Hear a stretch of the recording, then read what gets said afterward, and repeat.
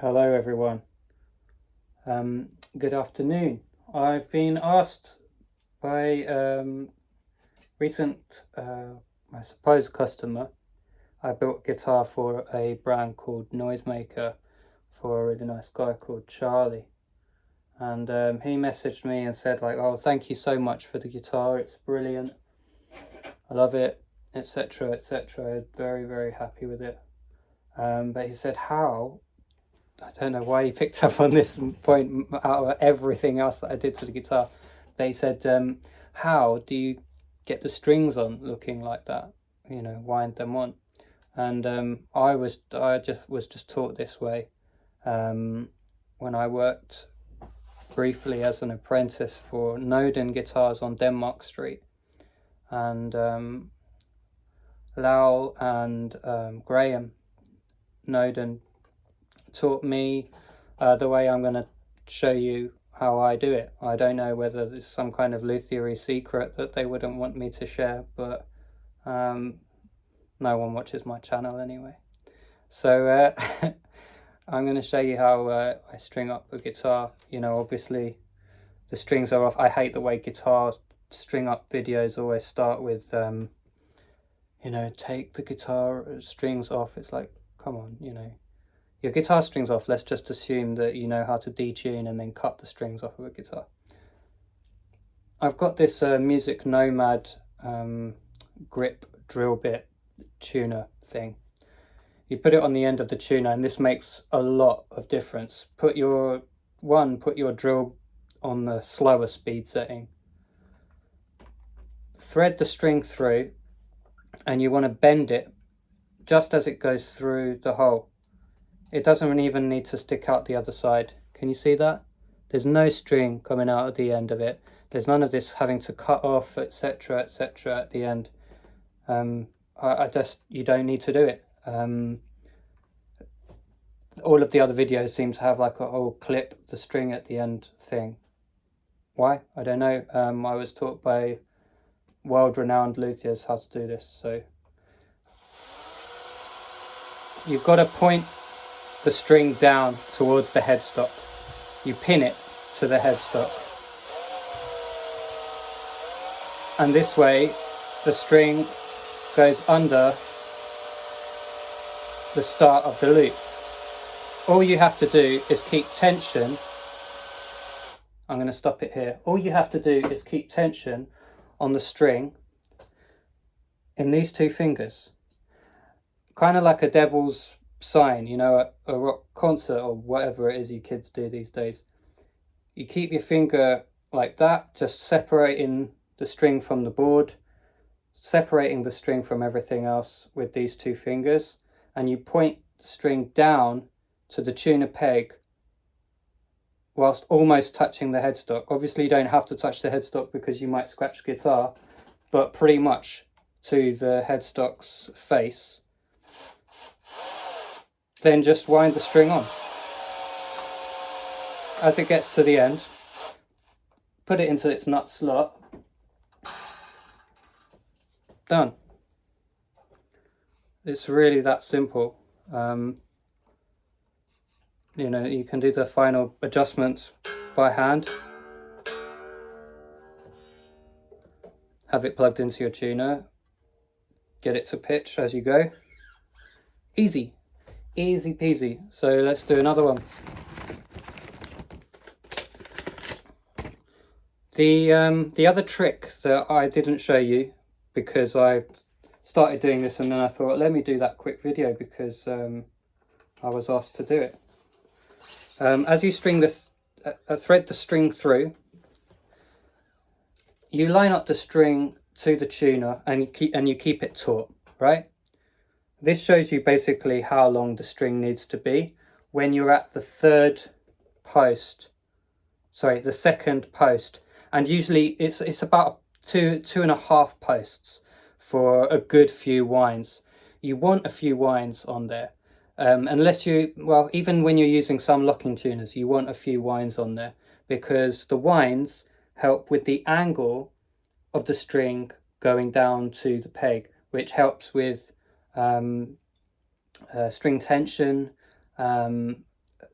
removing unwanted buzzing and noises from the strings on the nut. And it's generally a good thing to have a good break angle going from the nut to the tuner peg, so you want a few winds, right? The way I determine every single time how to get the right amount of winds is that I just basically remember that the thicker strings need slightly less and the thinner strings need more. So I go for about 2.5 pegs of distance, which makes this almost to the 5th peg, right? Makes sense? Just cut it there. Obviously hold it, snip it in the middle. There we go. That's our perfect length. I know that because that's going to give me about 3 winds. That distance of about 3 pegs is going to give me about 3 winds. So I'm going to thread that through. Here. Again, the string is just, let me zoom in a bit there. The string is just gone into the hole and it's just poking through. Now I'm bending it down to lock it in place. I'm not even removing my finger after that. I'm just holding it pressed down to the headstock and to the tuner and start winding. As soon as I've got one, oh, the battery's gone. Damn. As soon as I've got one wind on the peg, I'm pretty safe. Then I just need to sort of remember that I'm doing that holding down string to the headstock thing. So I can wind by hand. If you don't have one of these string winders, or if you have like a manual winder, you're going to go a bit slower. It's fine unless you're doing 5-10 guitars a day, or multiple times to set up a guitar. You don't really need one of those motorized winders, but they are nice if you are.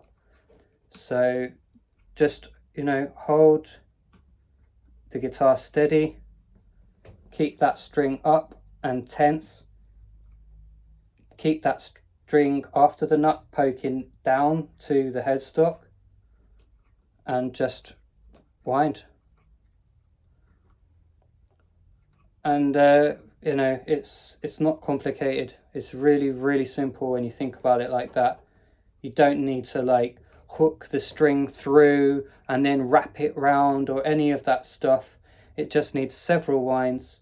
It needs to be hooked into the hole, and that's it. It doesn't need to be sticking all the way through and have a thing that keeps catching your finger every time you wind. And you don't need to draw blood to change your strings. It's just that easy, like that easy. You have to get the hang of basically keeping tension on the string and keeping the string poked down with one hand. That's all you need to practice, really. Because if it stays consistent, that pressure is never going to come out of that hole. And right up until the very last wind, you're right above the nut slot. The string is either on the saddle if it's a Tune-o-matic, or on the saddle if it's a Strat style guitar, and you always get the right amount of winds. You see? 3 winds, 3 winds. So we've got lots of good downward pressure from the nut to the tuner peg. It's the same every single time. The only thing that I change, as I said earlier, is that when I'm doing a thinner string, for the final string, by the way, I don't cut it at all. I just wind it on. It gives you like just the right amount, unless there's one exception. These are staggered tuning posts. You see that? Wilkinson and Gotto and also Fender now do staggered posts. You need less winds on staggered posts if they're the higher strings. You won't be able to get probably the whole string wrapped around it. Maybe just snip about that much off the end of the thinner strings. but pretty much everything else about the technique is exactly the same. With a locking string, with the locking tuner, the string just gets locked in. You do the same thing. You just hold the downward tension, wrap the string around a few times underneath itself in the hole.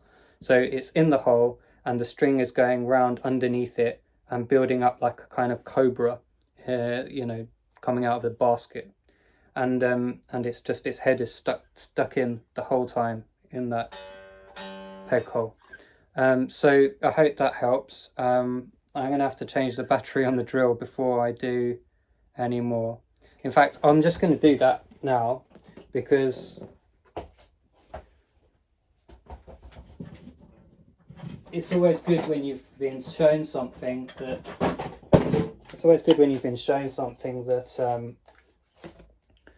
told something that you get shown it straight away. Let's just do one more. And let's do the high string. As I said, we're going to clip a bit off because these are staggered tuners.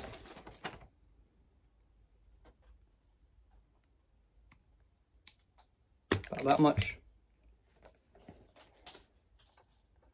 Thread it through the back.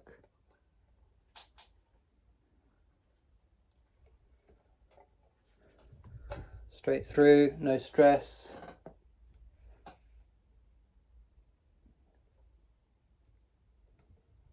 You can line up the hole so it's kind of like at an easier angle for you to go through, but I do this so much in a day that I don't bother about stuff like that.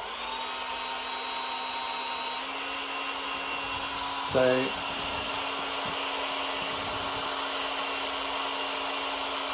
just taping the string down to the headstock. I'm feeling quite a lot of tension under my fingers now. It's getting hard to hold it up above the fretboard.